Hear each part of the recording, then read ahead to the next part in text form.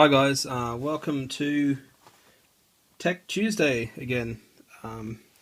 Today I'm going to show you how I do rust, proper rust, not just weathering like on here, but actual rust.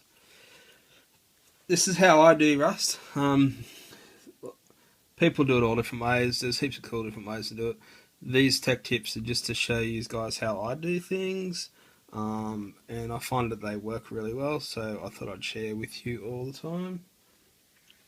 As I said, a lot of people do other things, so it's not the only way to do things. Most of the stuff I do, there is other ways to do it, and you just got to find a way which works best for you. And if these videos help you find your own way, it's awesome and they're working. So this is how I do rust. There's also a cool way that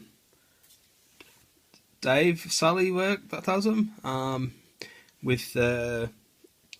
He puts the steel wool in water and all that sort of thing. I haven't actually tried that technique yet. It looks pretty cool. I'm going to give it a go one day. But this way is really simple, and I find it's worked really well so far. So what I'm going to do is I'm going to do it on this gasser I'm just building here.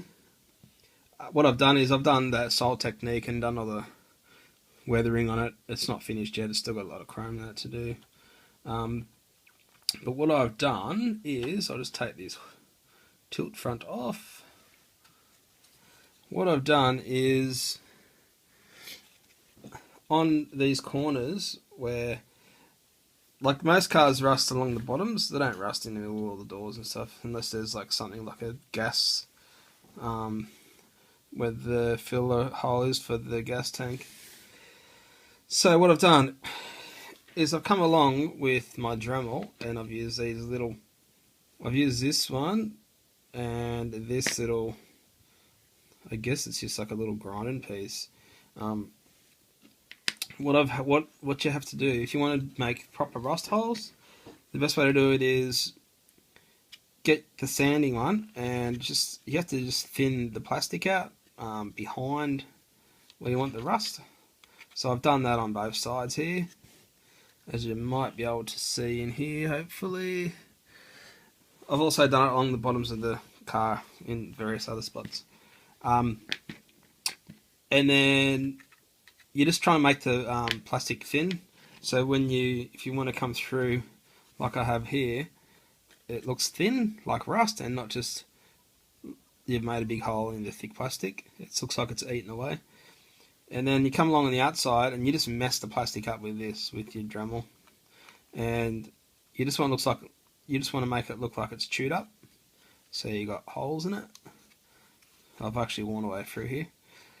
So that's just to get the plastic ready. And then you need, I use this rust treatment, I guess you can call it, or fake rust. It's the Haynes Designer Finish Real Iron Paint. There's a few other brands that do it as well. I think Dulux do one, and there's a company called Triangle does one with the little angel on the bottle. I think that works really well as well. So I've got the Real Iron Paint, and I've got the Designer Finishes Oxidizing Patina. This is also Haynes. I think this costs about $30 all up, and I think it's going to last me forever. Really, I really haven't even hardly scratched the surface. I've done about 10 cars with it so far. All it is this is just like it's like an undercoat or something, and it's got metal shavings in there that actually rust. So what you do is you just get a paintbrush. I just use like a scraggly paintbrush for this, and just dip it in there. This is really easy. I'm just going to do a short video today. And then you just dab it where you want the real rust. It's pretty much that easy.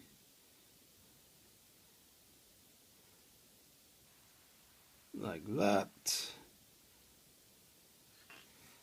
And on the outside, and the other side as well. that's it. So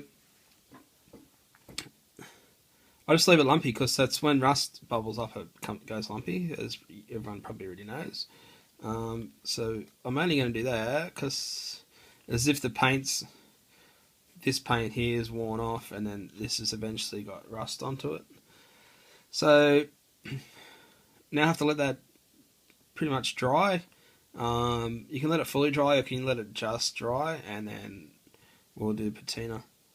I'll show you that once it's dried, and now I'm just going to go and finish the rest of this car off, and then I'll get back to you and I'll put the patina on. Well, that took about probably 15 minutes to dry. It's touch dry now, so it's pretty fast. It's a bit warm today. It's about probably 28 degrees in winter, which is a bit strange, but that's how it is. Okay, so now we need our oxidizing patina. You can just use it straight out the bottle, it doesn't really matter. Just make sure you shake it up well because it gets a lot of the stuff at the bottom of the bottle. I'll just move it over here so I don't block the camera off. Now you just load up the brush. So there's a stack on there, and you just wet it. Like that.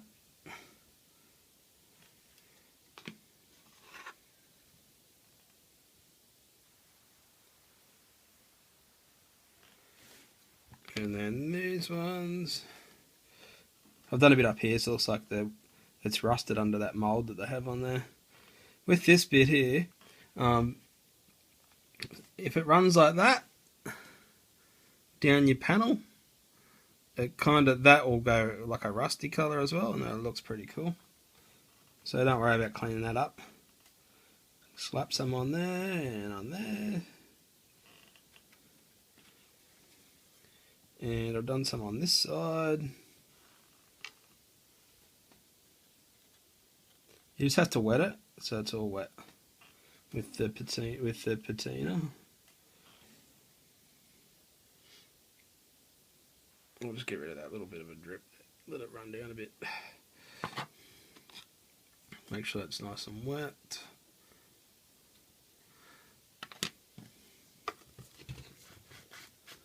And this is all water-based stuff as well, so it just washes out in water, which is pretty good.